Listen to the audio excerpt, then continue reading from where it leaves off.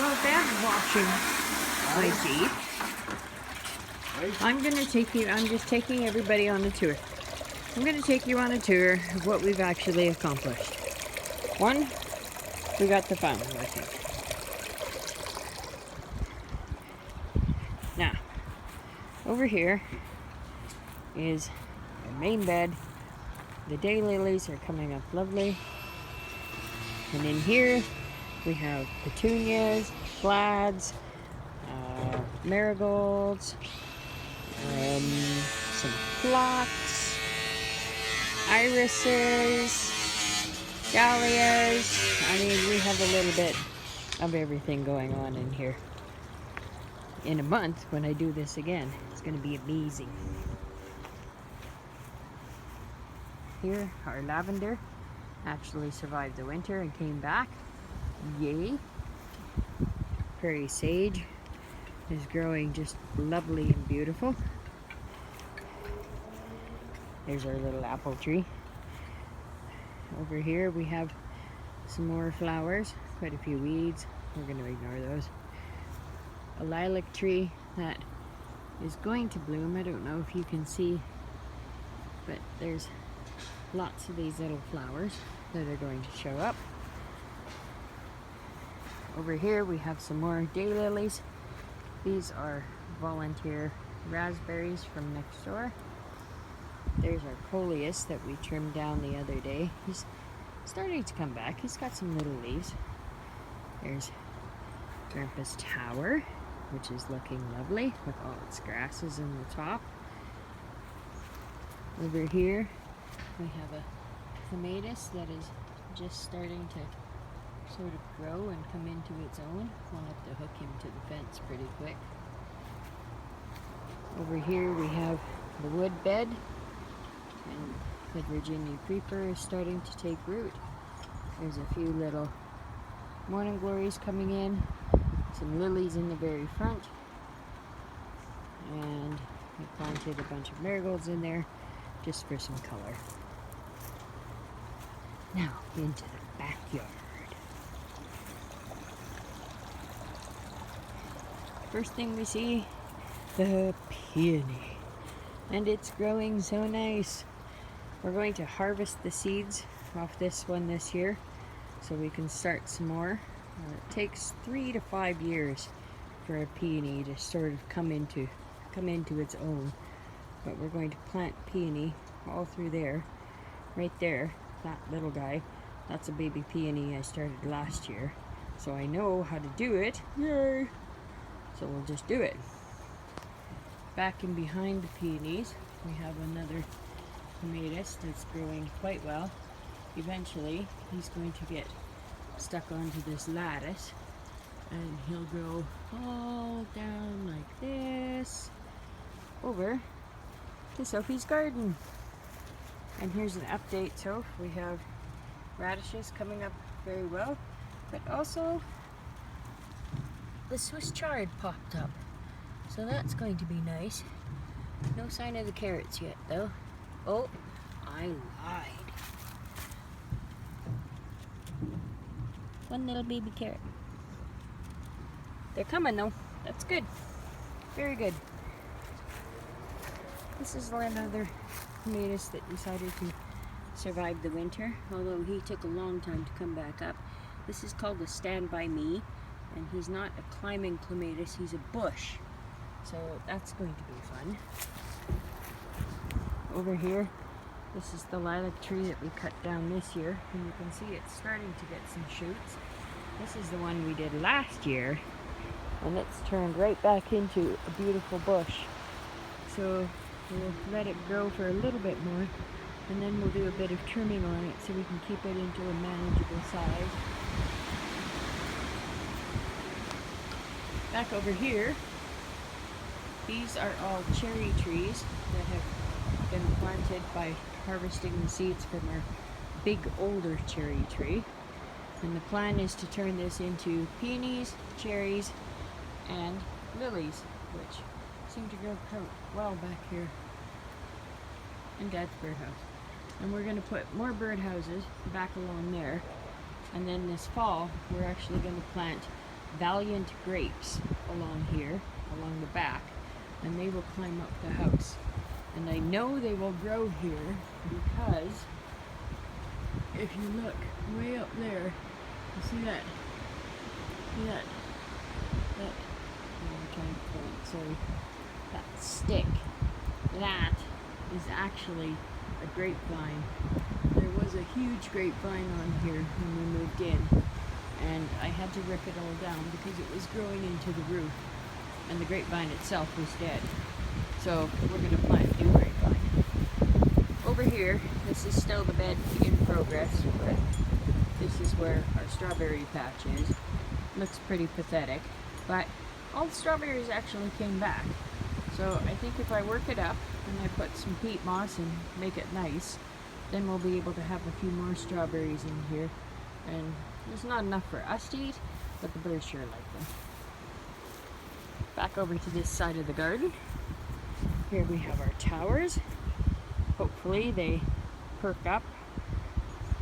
I think they're going to. Some of them look like they're getting a little livelier compared to what they were. And in the front, we planted a few yellow marigolds in here. I like to put marigolds around the yard because they repel mosquitoes. And mosquitoes love bad. There's our walk. Looks much nicer than the other one did. If it wasn't so windy, we'd have a fire because we have a fair amount of wood to get rid of. This is a red elderberry that decided to grow there all by itself.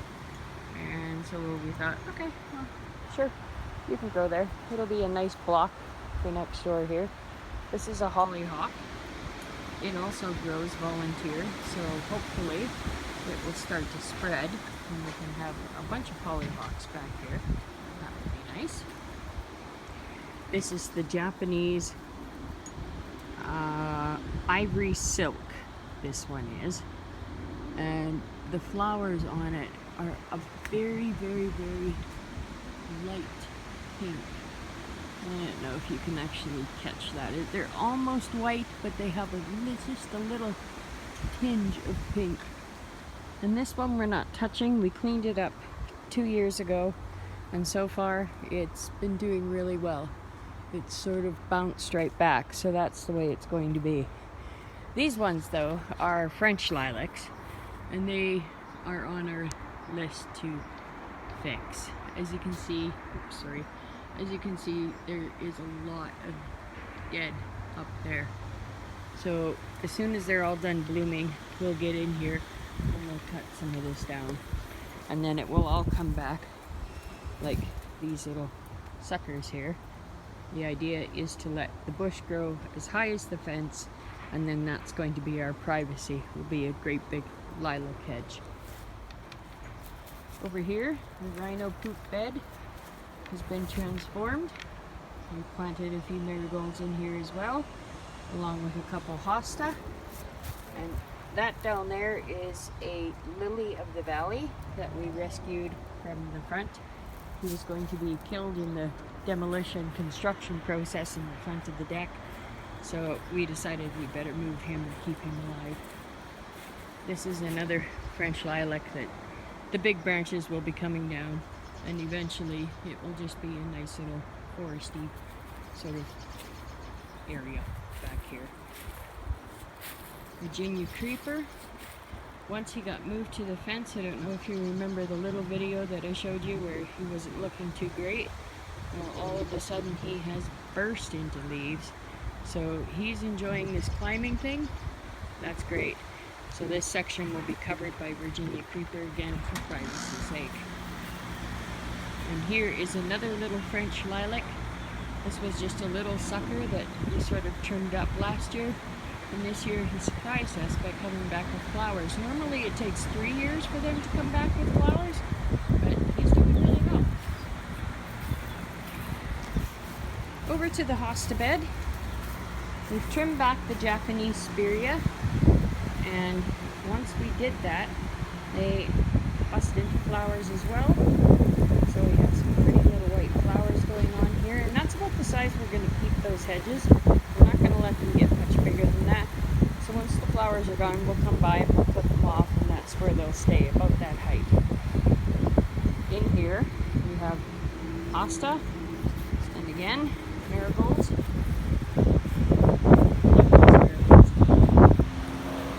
much. And more hosta. This will have to be split, but it's going to have to wait until spring now because the leaves are just too big to split it. Anything we try and split now, we're just going to damage. We did pull a couple out a little late, and the owner is not looking too happy.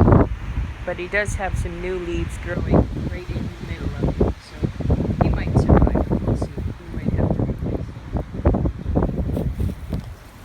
Over here, this is another little shrub that we sort of are going to keep cut back to about this height. Right now it's about a foot high, and we'll just let it fill in under the rockery, and it can just grow underneath that. Anybody over at Dad's house? That's Dad's robin's nest. They come back every year and make it just a little bigger and a little bigger. I don't think there's anybody in it right now, just some eggs. I guess I'd know if there was somebody in it. They'd be after me. Right. Well, we'll go out to the front yard here.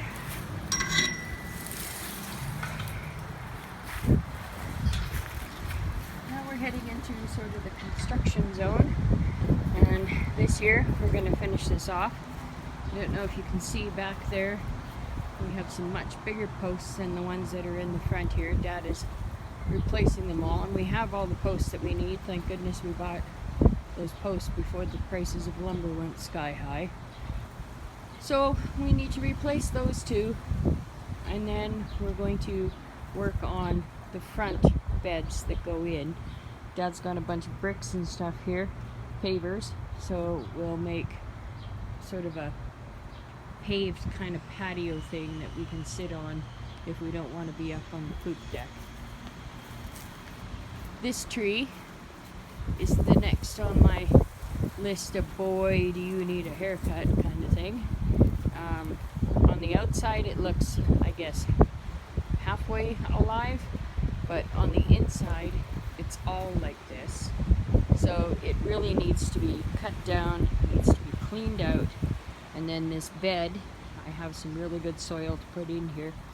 And in this bed, we will plant some bulbs so that we can have some tulips, some daffodils, that kind of thing growing up in here. This one I think we're just going to get rid of altogether. We want to try and sort of keep him down to nothing. And in here, this is all going to get changed. Dad's got sort of a lineup of bricks going on here. So this will end up being filled in the grade away from the house again. But as it's being filled in, he'll make sort of steps out of the pavers. So it'll be a nice little patio for us to be in. So as we're doing that, this bush is going to get taken out of here. And that tree, I don't know where that tree came from, where that tree. So this is all being taken out of here. And then once it's out of there in the fall, we will take all this mass of lilies here. These are Asiatic lilies. We'll take them, these are way too overgrown. We'll take them, split them apart, and spread them out here. And then this will be sort of lily garden. Here's a few that I actually transplanted a year ago, and they came back with a vengeance, and I put them way too close together because they're spreading like wildfire.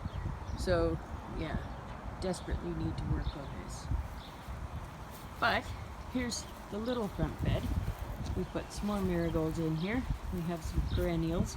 We're slowly turning this into a perennial bed, but for now we've got some annuals in there just for some color.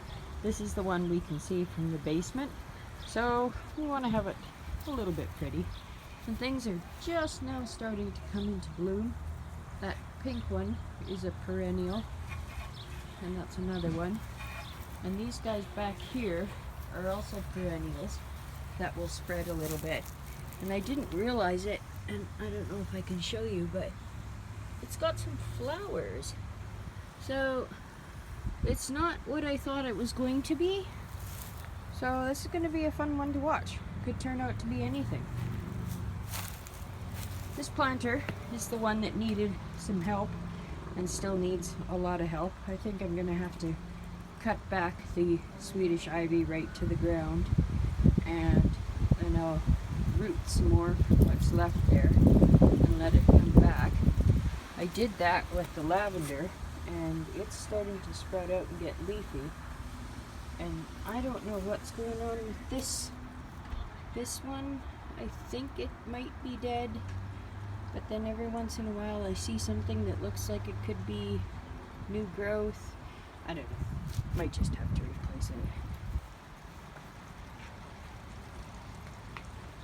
Just past the front door, this is our purple fountain grass, plus some petunias that we planted in there, and they're starting to leaf out. Hopefully in a month they are as leafy as those ones. These are about a month behind. This is some hosta we're sort of experimenting with to see if it can survive full sun. Unfortunately, when we moved it, it was the first day of a 4-day heat wave, and I think they might have baked. But he might bounce back too, so experiment time. What's that? You want me to turn the hose on? Dad's still washing my car. Yeah, okay. Okay, it's on. So these are those begonias that we trimmed back. Some of them, have fallen victim to the heat. But over there, you can see that there is a little leaf. What's that? No, I turned it on. You want it off? Well, it was off. Oh, no, it wasn't. Okay, now it's off. And those are just some pots that are looking for a home for something. Eventually, I will find something to put in there. Right now, they're just on standby. Here's another one of the begonias that we trimmed up.